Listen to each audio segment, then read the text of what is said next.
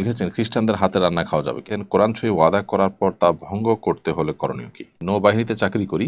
আমার বাবা আমার নাম রেখেছেন শাহান শাহ।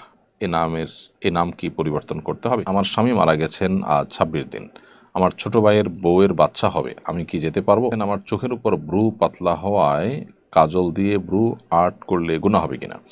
ফ্লোরে নামাজ না পড়ে কাঠের নামাজখানা বানিয়ে সেখানে নামাজ পড়লে নামাজ হবে কিনা, এটা জায়েজ আছে কিনা? এ থেকে দেখছি আমি জানতে চাই শার্ট পরে নামাজ পড়লে নামাজ হবে কিনা। জি, যদি কোনো কাপড়ে মেসি রোনালদোর নাম থাকে সে কাপড় দিয়ে কি নামাজ হবে কিনা?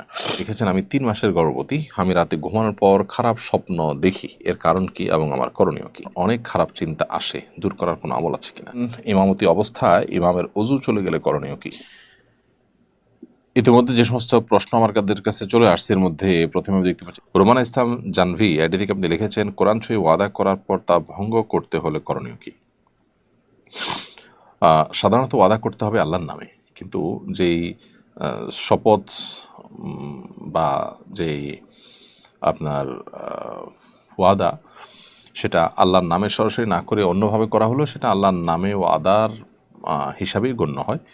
সেটাও শপথ হিসাবে শরিয়ার দৃষ্টিকোণ থেকে শপথ হিসাবে গণ্য হয়। সেরকম শপথ যদি আপনি ভঙ্গ করেন তাহলে সেক্ষেত্রে শপথের কাফারা দিয়ে দিবেন, অর্থাৎ ১০ জন মিসকিনকে খাদ্য দিবেন অথবা নিজে ৩টি রোজা রাখবেন। ইনশাআল্লাহ এতে আপনার শপথ ভঙ্গের কাফারা আদায় করা হবে। এস এম শাহ এআইডি থেকে আপনি লিখেছেন আমি নৌবাহিনীতে চাকরি করি। আমার বাবা আমার নাম রেখেছেন শাহান শাহ। এ নাম কি পরিবর্তন করতে হবে?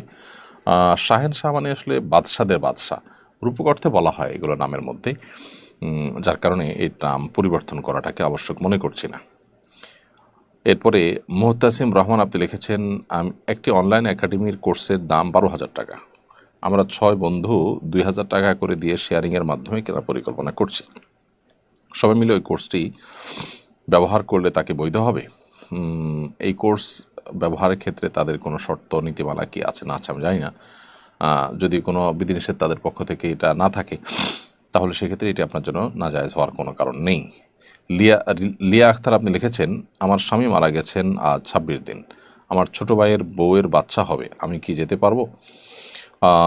আপনার যেহেতু স্বামী মারা গেছে মাত্র ২৬ দিন হলো, অতএব আপনি ৪ মাস ১০ দিন পর্যন্ত নিজ অবস্থানে থাকবেন, বাহিরে একান্ত নিরুপায় না হলে যাবেন না।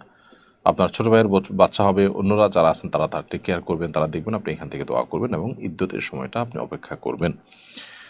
তানজিম তানহা আপনি লিখেছেন আমার চোখের উপর ব্রু পাতলা হওয়ায় কাজল দিয়ে ব্রু আর্ট করলে গুনাহ হবে কিনা? আপনার চোখের উপরে ব্রু যদি পাতলা হয়, অতিরিক্ত পাতলা যদি হয়, তাহলে সেক্ষেত্রে কাজল দিয়ে আপনি কাজল ব্যবহার করতে পারেন।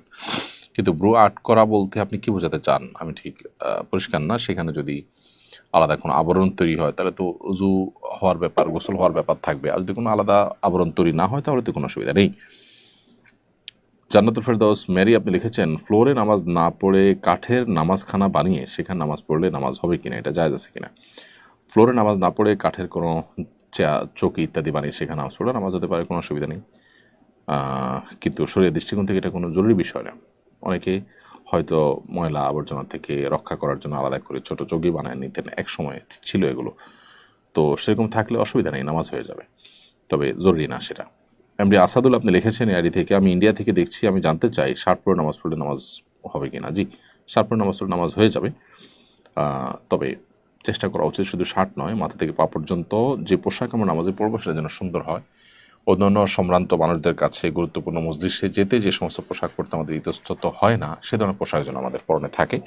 কারণ আল্লাহ রাব্বুল আলামিন কোরআনে কারিমে বলেছেন ইয়া বানি আদম খুযু যিনাতাকুম ইনদা কুল্লি মসজিদ, হে আদম সন্তান তোমরা প্রত্যেক সালাতের সময় সুন্দর পোশাক পরিধান করো। অতএব আমাদের পোশাক যেন সুন্দর থাকে সেই জিনিসটা আমরা চেষ্টা করব।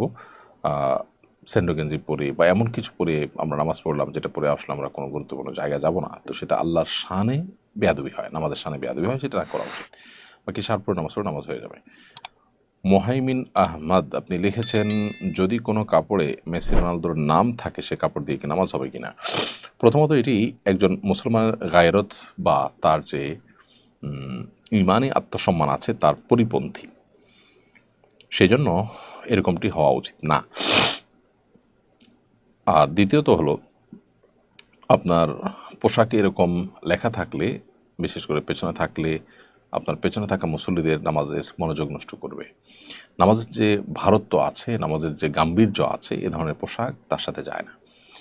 আল্লাহ সুবহানাহু ওয়া তাআলা বলেছেন, ইয়া বানি আদম খুযু যিনাতাকুম ইনদা কুল্লি মসজিদ, হে আদম সন্তান, তোমরা প্রত্যেক নামাজের সময় সুন্দর পোশাক পরিধান করো। এ ধরনের পোশাক যেটার মধ্যে ছেলেমি আছে, যেটার মধ্যে হেঁয়ালিপনা আছে, জাস্ট খেলা, নামই খেলা যার, সে জিনিসটা আছে, নামাজের মতো সিরিয়াস ইস্যুতে সেরকমটি থাকা উচিত নয়। তবে নামাজ হয়ে যাবে, ব্যাপারটা এরকম না যে নামাজ হবে না। নুসরাত জাহান নওরিন আপনি লিখেছেন, আমি 3 মাসের গর্ভবতী, আমি রাতে ঘুমানোর পর খারাপ স্বপ্ন দেখি, এর কারণ কি এবং আমার করণীয় কি? নুসরাত জাহান, খারাপ স্বপ্ন নানা কারণে মানুষ দেখতে পারে। প্রথমত, অনেক সময় এরকম হয় যে আমরা খারাপ স্বপ্ন দেখি হলো শুধুমাত্র আমাদের শারীরিক অসুস্থতার কারণে। মানুষ যখন খুব বেশি উইক থাকে, শারীরিক অসুস্থ থাকে, তখন অনেক সময় মানুষ আজে বাজে স্বপ্ন দেখে। আবার অনেক সময় দেখা যায় যে শয়তান, দুষ্ট জিন এর উপদ্রব হওয়ার মতো কাজকাম বাসায় থাকলে বা বাসায় হলে বা নিজেরা করলে, তখন সেটার কারণে মানুষ খারাপ স্বপ্ন দেখে। তো বিশেষ করে গর্ভবতী মায়েরা শারীরিকভাবে দুর্বল থাকেন, অনেক সময় অসুস্থ থাকেন এবং দুশ্চিন্তা থাকেন, এরকম সময় আজে বাজে স্বপ্ন দেখাটা স্বাভাবিক নয়।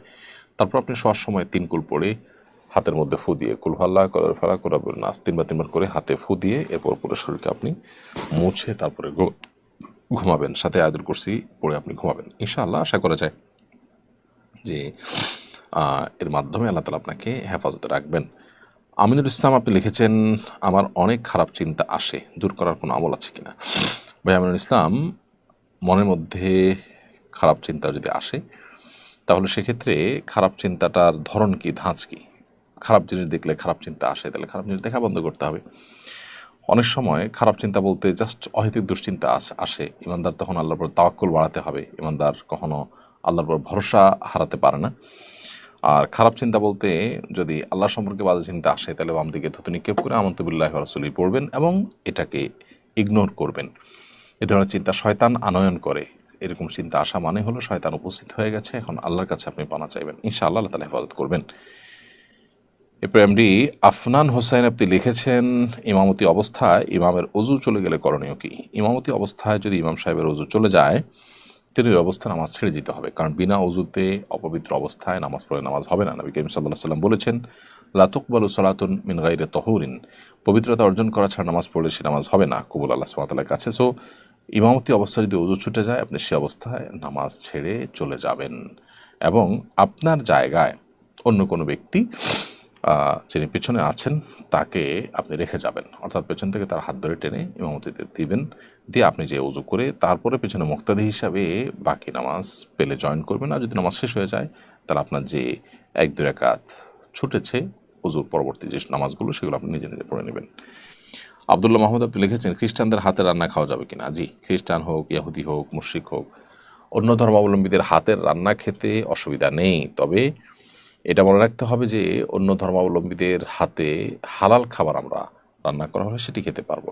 যদি তারা কোনো হারাম কিছু মিশায় অথবা হারাম খাবার দেয়, তাহলে সেটা জায়েজ হবে না। হালাল খাবার যদি হয়, তাহলে সেক্ষেত্রে তাদের রান্না করা খাবার খেতে কোনো অসুবিধা